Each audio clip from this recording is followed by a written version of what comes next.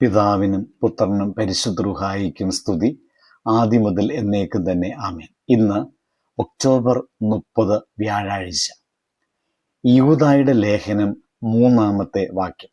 പ്രിയരെ, നമുക്ക് പൊതുവിലുള്ള രക്ഷയെക്കുറിച്ച് നിങ്ങൾക്ക് എഴുതുവാൻ സകല പ്രയത്നവും ചെയ്യുകയിൽ വിശുദ്ധന്മാർക്ക് ഒരിക്കലായിട്ട് ഭരമേൽപ്പിച്ചിരിക്കുന്ന വിശ്വാസത്തിന് വേണ്ടി പോരാടേണ്ടുന്നതിന് പ്രബോധിപ്പിച്ച് എഴുതുവാൻ ആവശ്യം എന്ന് എനിക്ക് തോന്നി. നിങ്ങൾ ഒരിക്കലെങ്കിലും ചിന്തിച്ചിട്ടുണ്ടോ, ഇന്നത്തെ ലോകത്തിൽ വിശ്വാസം എന്നത് എത്രത്തോളം വില കുറഞ്ഞതായി കൊണ്ടിരിക്കുകയാണ് എന്ന്? സത്യവും അസത്യവും കലർന്നു പോകുന്ന ഒരു കാലമല്ലേ ഇന്ന്? ദൈവത്തിൻ്റെ പേരിൽ പോലും മനുഷ്യർ സ്വാർത്ഥതയുടെ കൊടിമരങ്ങൾ ഉയർത്തുന്ന ഒരു കാലമല്ലേ?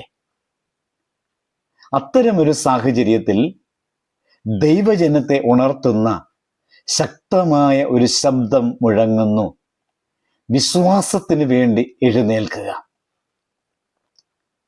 യൂദായുടെ ലേഖനം വളരെ ചെറുതെങ്കിലും അത് തീപ്പൊരി നിറഞ്ഞതാണ്. അവിടെ ഓർമ്മിപ്പിക്കുന്നു, വിശ്വാസം ഒരു ആശയമല്ല, അതൊരു യുദ്ധമാകും. ഇത് പുസ്തകങ്ങളിൽ സൂക്ഷിക്കേണ്ട സിദ്ധാന്തമല്ല, ജീവിതം മുഴുവൻ സമർപ്പിച്ച് സംരക്ഷിക്കേണ്ടതായ ഒരു പാരമ്പര്യമാണ്. വേദഭാഗം നമ്മെ സൂചിപ്പിക്കുന്നു, വിശ്വാസം അത് കൈമാറപ്പെട്ടൊരു ധനമാണ്. നമുക്കറിയാം, നമ്മിൽ നിന്ന് ആരംഭിച്ച ഒന്നല്ല നാം പാലിച്ചു പോകുന്ന വിശ്വാസം. അത് തലമുറകളിലൂടെ നമുക്ക് ലഭിച്ചതാ. അനേകം വിശുദ്ധർ തങ്ങളുടെ പ്രാണനൊപ്പം കാത്തു സൂക്ഷിച്ചതായ വിശ്വാസമാണ് നമുക്ക് ലഭിച്ചിരിക്കുന്നത്. അതിൻ്റെ വില ക്രൂശിലെ രക്തമാണ്. നമ്മുടെ പിതാക്കന്മാർ ആ വിശ്വാസം നിലനിർത്തുവാൻ പീഡനങ്ങൾ സഹിച്ചു. അതേ വിശ്വാസം നമുക്ക് കൈമാറപ്പെട്ടിരിക്കുകയാണ്. അതിനെ സംരക്ഷിക്കുക എന്നതായ ഒരു കടമ നമുക്കുണ്ട്. അതുകൊണ്ട് നമുക്കിങ്ങനെ പറയാൻ സാധിക്കും, faith is not something we inherit casually, it is something we guard courageously. ഞാനും നിങ്ങളുമായിരിക്കുന്നതായ ഇന്നത്തെ ലോകത്തിൽ വിശ്വാസം വെല്ലുവിളി നേരിടുന്നുണ്ട്.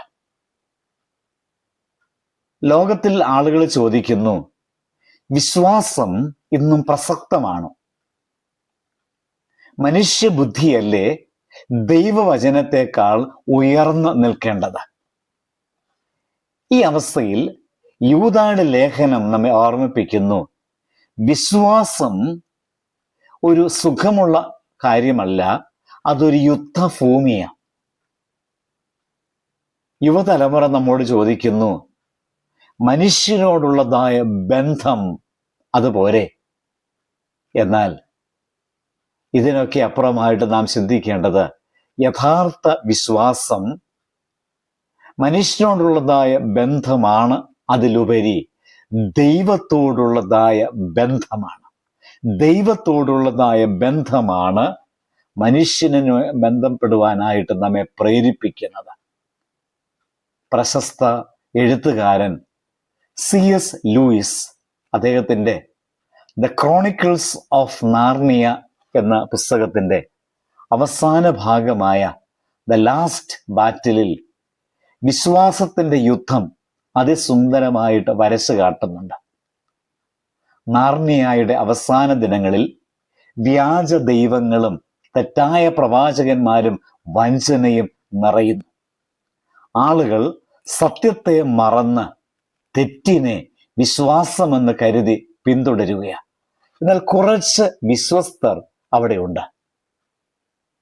കിങ് ടിഡിയൻ, യൂണിക്കോൺ, പിവൻസി സഹോദരങ്ങൾ, ഇവരൊക്കെ വിശ്വാസം വിട്ടുകളയുന്നില്ല. അവർക്ക് മുമ്പിൽ പ്രതിഫലമൊന്നുമില്ല. പക്ഷെ അവർക്കറിയാം, സത്യം ചിലപ്പോൾ തോറ്റതുപോലെ തോന്നാം, പക്ഷേ അവസാനം അതാണ് ജയിക്കുന്നത്. അവസാനത്തിൽ ക്രിസ്തുവിൻ്റെ പ്രതീകമായിട്ടുള്ള ആള് പ്രത്യക്ഷനാകുന്നു. വിശ്വസ്തരെ തൻ്റെ രാജ്യത്തിൽ പ്രവേശിപ്പിക്കുന്നു. അവൻ്റെ വാക്കുകൾ മുഴങ്ങുന്നതായിട്ട് ആ പുസ്തകത്തിൽ കാണുന്നു. നിങ്ങൾ ചെറിയവരും ദുർബലരുമായിരുന്നു, എങ്കിലും നിങ്ങൾ വിശ്വാസം കൈവിട്ടില്ല. ഇത് തന്നെയാണ് യൂദായുടെ ലേഖനത്തിലൂടെ നമുക്ക് ലഭിക്കുന്നത്. വിശുദ്ധർക്ക് ഒരിക്കൽ ഏൽപ്പിച്ചു കൊടുത്തതായ വിശ്വാസത്തിന് വേണ്ടി പരിശ്രമിക്കേണ്ടതായിട്ടുണ്ട്. ഈ കഥ നമ്മെ പഠിപ്പിക്കുന്നു വിശ്വാസം സംരക്ഷിക്കേണ്ടതിൻ്റെ ആവശ്യകതയെക്കുറിച്ച്. എങ്ങനെ വിശ്വാസം സംരക്ഷിക്കണം? വചനത്തിൽ ഉറച്ചു നിന്ന്, പ്രാർത്ഥനയിൽ ഉറച്ചു നിന്ന്, സഭയിൽ ഉറച്ചു നിന്ന് നമുക്ക് നമ്മുടെ വിശ്വാസം സംരക്ഷിക്കുവാനായിട്ട് സാധിക്കും. ദൈവത്തിൻ്റെ ഒരു ചോദ്യം നമ്മോടുണ്ടായാൽ, എൻ്റെ വിശ്വാസം സംരക്ഷിക്കാൻ നിന്നെ ഞാൻ ആശ്രയിക്കാമോ? ഈ ചോദ്യത്തിന് നമ്മുടെ ഉത്തരം എന്തായിരിക്കണം? പ്രഭുവേ, ഞാൻ തയ്യാറാണ്. എൻ്റെ ജീവിതം മുഴുവൻ ഈ വിശ്വാസത്തിൻ്റെ സാക്ഷിയായി ഞാൻ നിലകൊള്ളുന്നു.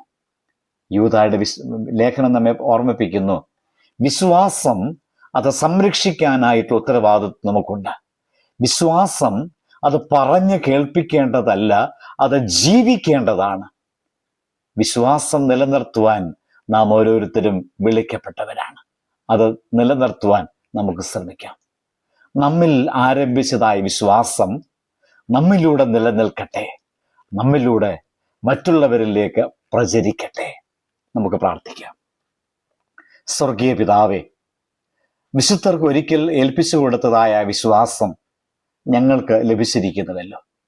ആ വിശ്വാസം സംരക്ഷിക്കാനുള്ള ധൈര്യവും നിഷ്ഠയും ഞങ്ങൾക്ക് നൽകണമേ. പരീക്ഷണങ്ങൾ നേരിട്ടാലും ഞാൻ വിശ്വാസത്തിന് വേണ്ടി നിലനിൽക്കും എന്ന ഒരു ഉത്തമ സാക്ഷ്യത്തിനുടമയായി തീരുവാൻ ഞങ്ങളെ ഓരോരുത്തരെയും സഹായിക്കണമേ. ആമേൻ. ദൈവം അനുഗ്രഹിക്കട്ടെ.